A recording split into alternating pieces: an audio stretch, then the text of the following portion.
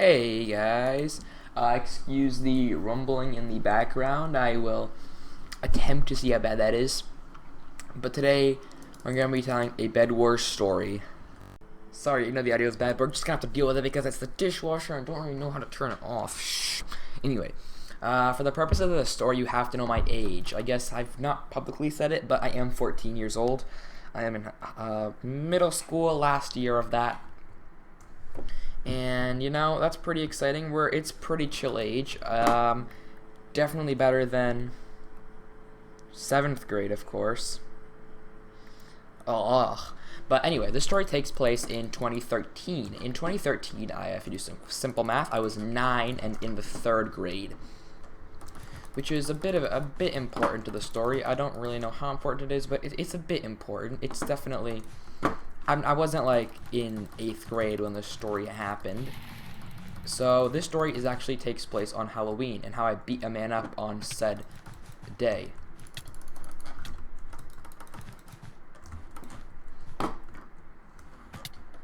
There we go. There we go. There we go. There we go. There we go. So yeah, it was Halloween, and you know, I was just being. Oh, he's gone. And I was just being me, deciding what to wear for Halloween, and I chose Grim Reaper because why not? And I had this really awesome Grim Reaper suit. It's a onesie with ropes that go down to your feet, and it's just so cool. So I decided to wear it. It had like souls everywhere and a hood that had a little flap that you could see out of, but nobody else could see out of, and I was just like, you know, I was gonna be so cool. So I went trick-or-treating with my friends John and Aton, which are not the real names, but they're pretty close. So that's not Ethan either. And so I will just, you know, say that for anonymity's sake, because I'm not gonna just give you their names. But whatever, we're just gonna pretend those are their real names. Okay? Just embellish the truth a bit. And John and Aton were baseball and football players, respectfully. So I felt a bit left out, but I didn't really give a crap because I was such a young boy at the time. And boom. So that was that was that. Oh.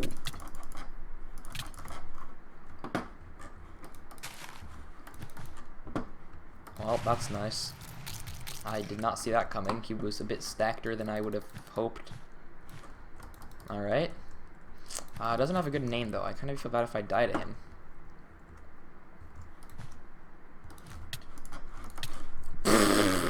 I feel trash. What even is my life anymore? I'm scared for humanity. Okay, so yeah. What was I doing? I was commentating. Well, not really. So Halloween with my friends John and Aton, baseball soccer players, and we were without chaperones because we were big boys now. And you know, I thought this would be super fun, and it was for the majority. It wasn't a bad idea to leave us by ourselves. We were pretty good boys at the time. He's gonna rush me. He's not gonna rush me. He's not gonna rush me. Let's just pretend he won't rush me. Right. So yeah. We were going to another house, which it was about 7 p.m. So mind you, it wasn't very dark, but it was a bit late for us little kids. And we came upon a house. And this house, it seemed perfectly normal. The paint was peeling, sure. The windows, sure, they were, you know, just not in good condition at all. And there was no light, but dead. Default dance. Alright, so yeah. It wasn't bad. It was a weird house, of course, because there was no light, nobody was home, but the moment of truth, there was a bowl of candy on the front porch, which meant we could just take ourselves to some candy. And this candy bowl was massive. It was overflowing with candy. And that was awesome to us little kids, because more candy equals better. You know, man, it's really not nice of you.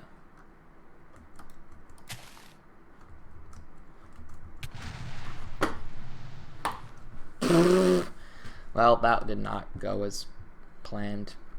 Frick. Okay. So, yeah. Me, John, and Aton were going to the seemingly normal house, except you know, something was a bit off. There was a front yard, and it was massive. Oh, it's just us three and blue. There was a massive front yard. What is wrong with you, man? Just let me be.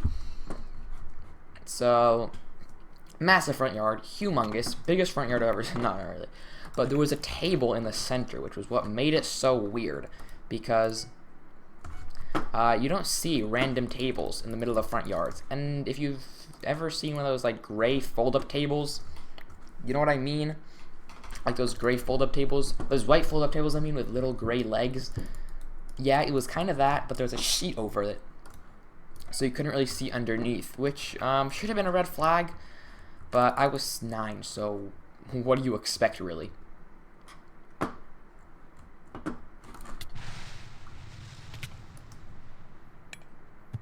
You teamers?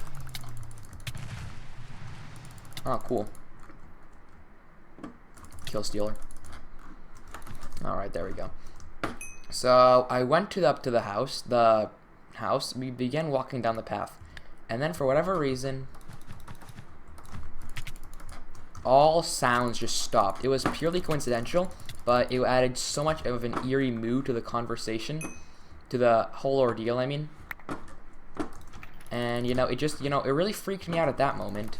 But it was only for a second. I was just like, hey, why did somebody just mute the whole scenery? And then I realized that, you know, it was a bit quiet, a bit too quiet, but quiet. Oh my god, this dude, this just doesn't give up. He doesn't give up. He doesn't give up.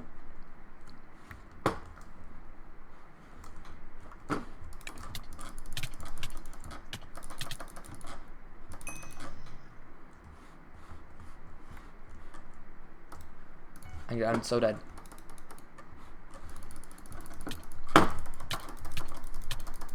There we go.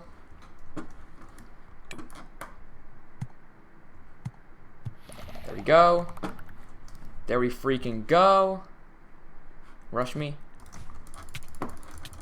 There you. Bam. So, where even was I?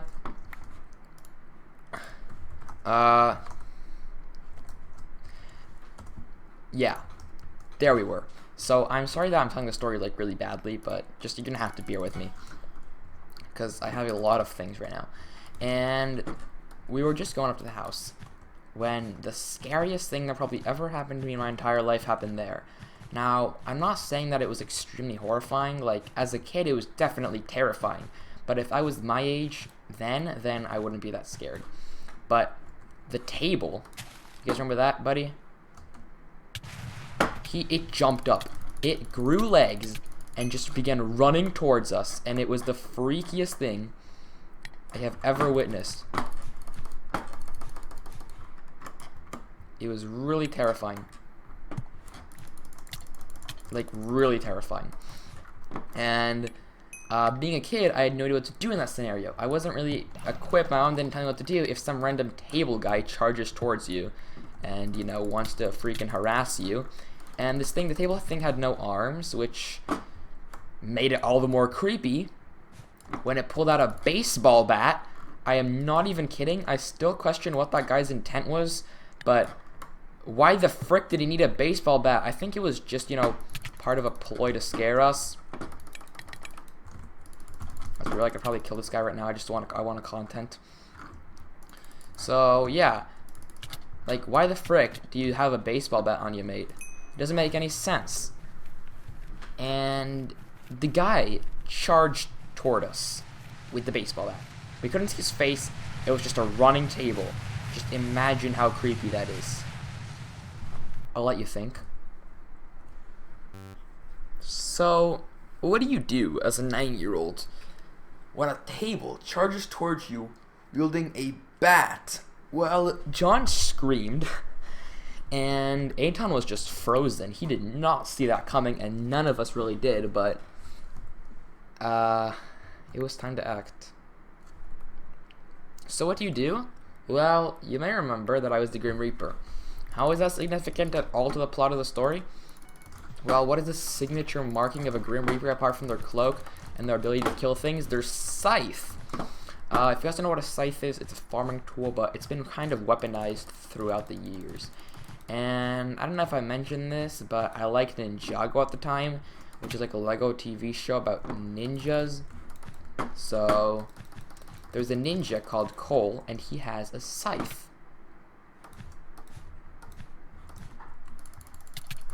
Outplayed. Straight lined.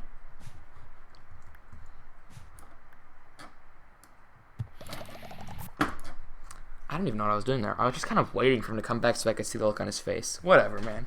So Cole has a scythe, and he's a ninja, and I wanted to be a ninja. You see where this is going? I had a scythe with me.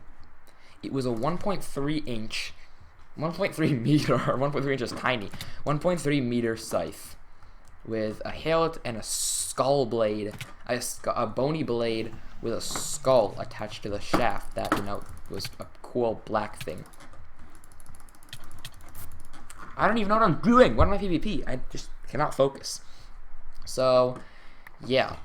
I was gonna hit him with that scythe. Can you believe it? Well, he couldn't. He didn't expect to be outplayed by a 9-year-old. That's the only part that I'm sure of. And I hit him. I don't really know how I delivered so much power to my force, but I hit him strongly enough that he just fell over, table and all. And, you know, yeah, that's really all. He definitely didn't see it coming, which was part of it, but I hit the table part of him, and the man just fell over onto his back, and he didn't move, except for, okay, he's not dead, and I didn't kill him or anything. He didn't move, except for his legs, kicking out, trying to find traction, and then he yelled, which is a crazy part, because he was human, and we didn't think he was human, because we're 9. Let's be real here. Table monsters, humans don't dress up as tables and try to terrorize 9-year-olds. Do they? No, I don't think so. So, really, that's what happened. And he was kind of like a ladybug. You know ladybugs when they on their back and they just, you know, can't get up?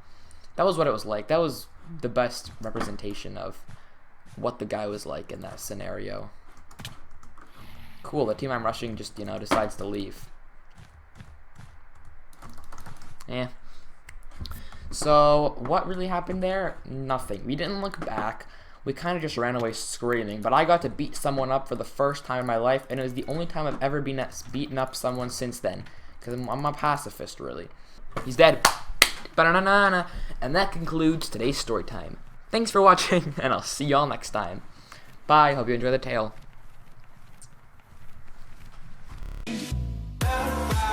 Tonight we're losing this fight, or help out. So tonight is no one on our side who's gonna help our souls tonight.